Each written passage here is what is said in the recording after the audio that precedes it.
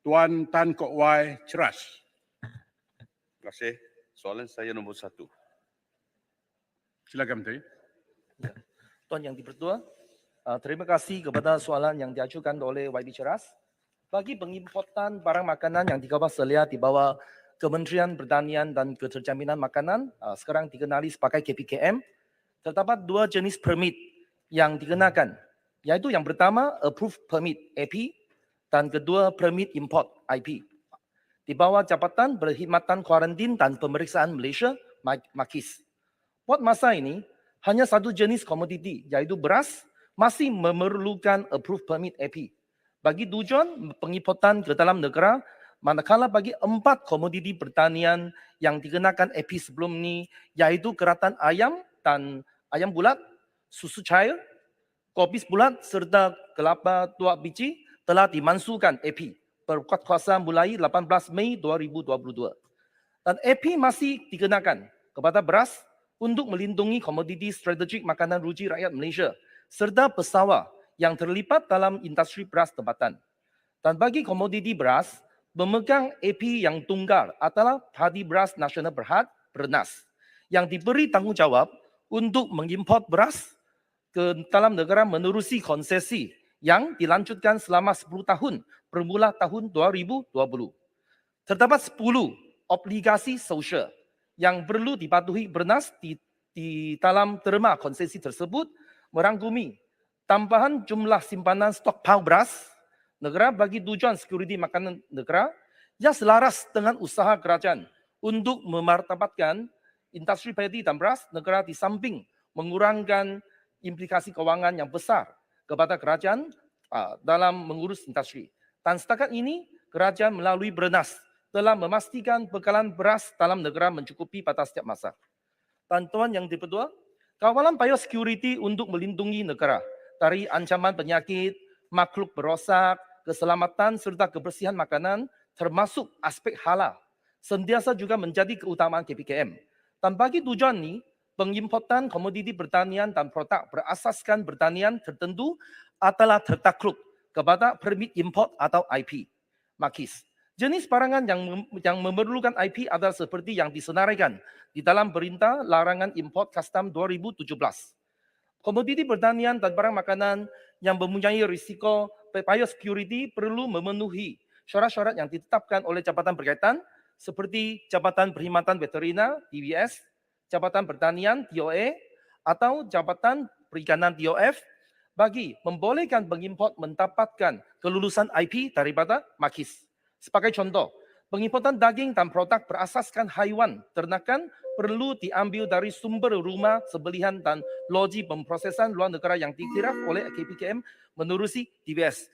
Dan untuk pengauditan rumah kesembelihan dan loji pemprosesan luar negara perlu dilaksanakan bagi memastikan produk hasilan haiwan yang diimport adalah bebas daripada penyakit haiwan, selamat dari pencemaran biologi, bahan kimia yang bahaya, bersih, suci serta mematuhi ketetapan halal yang untuk produk halal seperti yang ditetapkan oleh Jabatan Kehakiman Islam Malaysia JAKIM. Dan dalam hal ini, kebenaran pematuhan IP bagi produk pertanian adalah amalan standard yang ditetapkan oleh setiap negara peringkat antarabangsa. Baik, seterusnya soalan Terima kasih Ceras. Tuan Di-Pertua. Persoalan saya kepada Timbalan Menteri adalah, adakah kerajaan merancang untuk melonggarkan syarat bagi import bahan makanan masuk ke Malaysia?